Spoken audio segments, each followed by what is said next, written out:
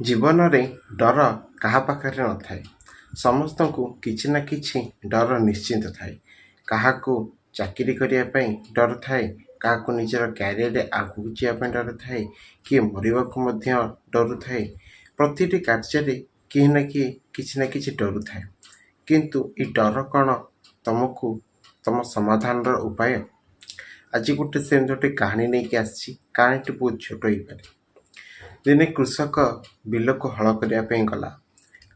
ଖରାବେଳଟାରେ ସେ ଯେତେବେଳେ ଗଛ ପାଖରେ ଠିଆ ହେଇଥାଏ, ଆଉ ଗଛ ଉପରେ ଗୋଟେ ସାପଟିଏ ଥାଏ। ଯେଉଁ ସାପଟା ସେ କୃଷକର ମୁଣ୍ଡରେ ଚୋଟ ପକାଇଲା। ଏଇ କଥା ଯେତେବେଳେ କୃଷକ ଜାଣିପାରିଲା, ସେ ଭାବିଲା କି ବୋଧେ କୌଣସି କଣ୍ଟା ମୋ ମୁଣ୍ଡରେ ଫୋଡ଼ିଗଲା। ଆଉ ସେ କିଛି ବି ଚିନ୍ତା ନ କରିକି ଘରକୁ ଫେରି ଆସିଲା। ପୁଣି କିଛି ଦିନ ଗଲା ପରେ ଯେତେବେଳେ ଯାଇକି ବିଲରେ ପହଞ୍ଚିଲା, ଆଉ ଦେଖିଲା କି ସେ ଗଛରେ ଗୋଟେ ମଲା ସାପଟିଏ ଝୁଲୁଛି। ତାକୁ ଦେଖି କୃଷକ ଭାବିଲା, ଆରେ ଏଇ ତ ସେଇ ସାପ ବୋଧେ ହେଇଥିବ, ଯିଏକି ସେଦିନ ମୋ ମୁଣ୍ଡରେ ଚୋଟ ମାରିଥିଲା ଆଉ ମୋତେ ଲାଗିଥିଲା କଣ୍ଟା ଫୋଡ଼ି ଯାଇଥିଲା ବୋଲିକି।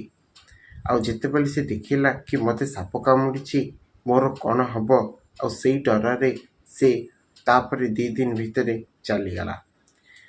କାହାଣୀଟି କହିବାର କଥା କି ଯେ ପର୍ଯ୍ୟନ୍ତ ସେ ଡରି ନଥିଲା, ସେ ପର୍ଯ୍ୟନ୍ତ ସେ ବଞ୍ଚିକି ଥିଲା। ସେଥିପାଇଁ ତ କୁହାଯାଇଛି, ଡର କେ ଆଗେ ଜିତ୍ ହେ। ତ ସବୁବେଳେ ନିର୍ଭୟର ସହିତ କାମ କରନ୍ତୁ। ଏଇ ଛୋଟ କାହାଣୀଟି ଆପଣମାନଙ୍କୁ କ'ଣ କେମିତି ଲାଗିଲା ନିଶ୍ଚିନ୍ତ କମେଣ୍ଟ ବକ୍ସରେ ମତାମତ ଦେବେ।